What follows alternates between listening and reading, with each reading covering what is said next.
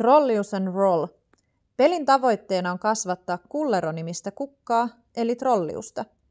Kukka tarvitsee siemenen, eli sydämen, vettä, eli kolmion, valoa, eli ympyrän, multaa, eli X:n, ja ravinteita, eli 4. Pelissä heitetään noppia, jotka antavat näitä symboleita. Symbolit piirretään omalle pelaajakupongille niin, että ne tuottavat mahdollisimman paljon pisteitä. Eniten pisteitä saanut pelaaja voittaa pelin. Pelin alussa jokainen valitsee itselleen oman pelaajanopan. Jokainen heittää. Nopan heiton jälkeen katsotaan, kuka on heittänyt suurimman luvun. Tällä kierroksella symbolinoppia heitetään aina 3. Tumman nopan heittäjä valitsee, mitkä nopat heitetään. Mustissa nopissa on 2 X:ää ja muita symboleja 1. Toisissa nopissa on 2 keltaista ympyrää ja muita 1.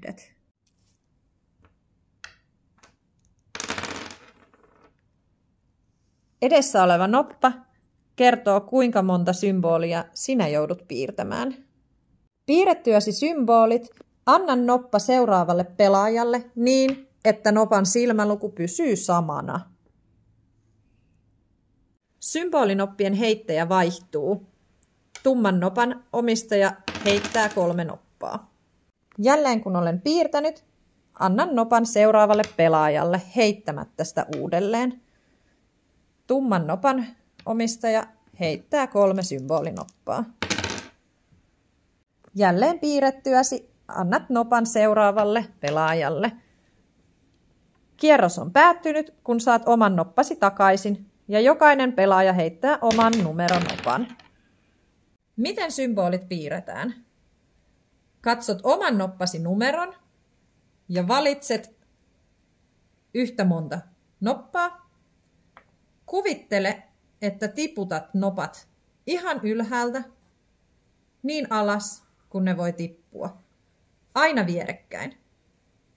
Ja sen jälkeen piirrät symbolit.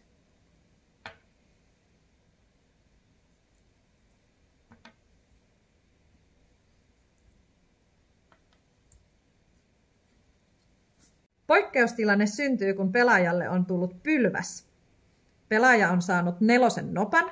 Hän voi joko valita 4 noppaa ja tiputtaa ne vasemmalle puolelle, tai hän voi ottaa 2 noppaa ja tiputtaa ne oikealle puolelle. Pelaaja ei voi valita noppia ja piirtää niitä pylväiden molemmille puolille. Pelaaja ei voi myöskään tiputtaa noppia pylväiden viereen ja jättää näitä pois. Nopat tulee aina piirtää vierekkäisiin sarakkeisiin.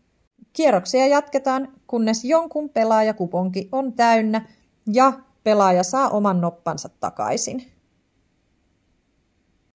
Koska tahansa pelin aikana voit käyttää jokerin. Saat valita minkä tahansa kuvion ja piirtää sen kuitenkin normaalien sääntöjen mukaan, eli et voi jättää sitä leijumaan. Voit piirtää ensin jokerin, rastia pisteet siitä ja sen jälkeen normaalein säännöin valita kuvionopat.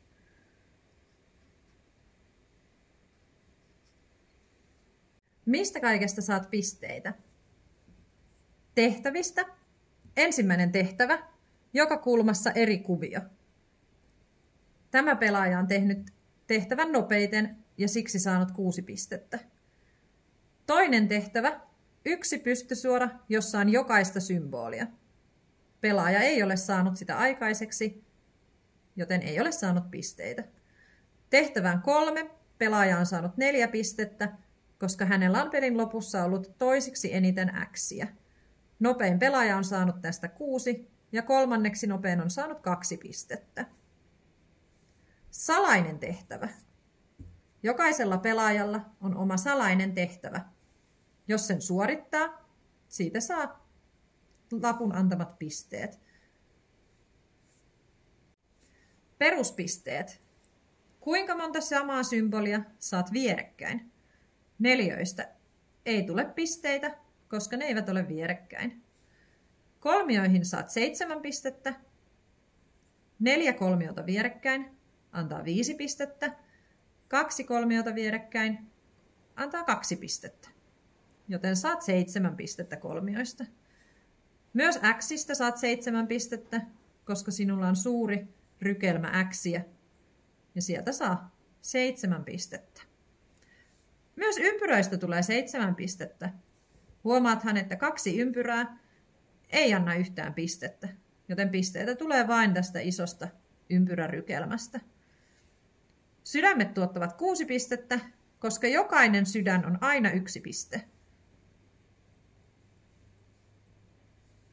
Sen lisäksi pelaaja on saanut trolliuspisteitä 9. Tänne merkitään trolliussuorat.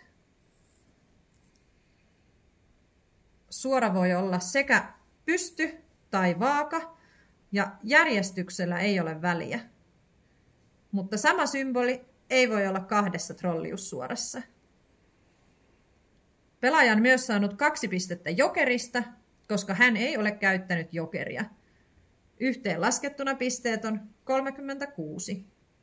Kun pelaat ensimmäistä peliä, voitte jättää salaiset tehtävät kokonaan pois. Myös yleiset tehtävät voi jättää kokonaan pois.